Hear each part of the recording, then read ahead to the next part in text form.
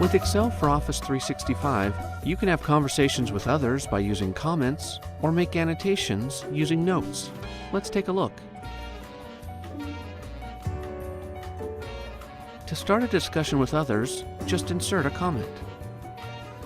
Right-click the cell where you want to have a discussion and select New Comment. Enter your comment and select Post. Others can now reply to continue the discussion.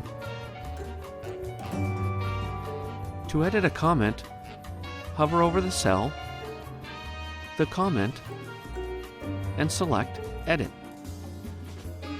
To close a conversation, hover over the cell, select More Actions, and select Resolve Thread.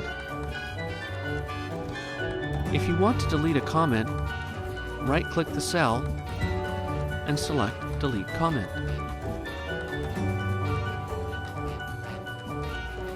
Notes let you add annotations to cells. To add a note, right-click the cell and select New Note. Enter your note, then click outside the cell. To see more available actions, right-click the cell. You can edit a note, delete it, and more.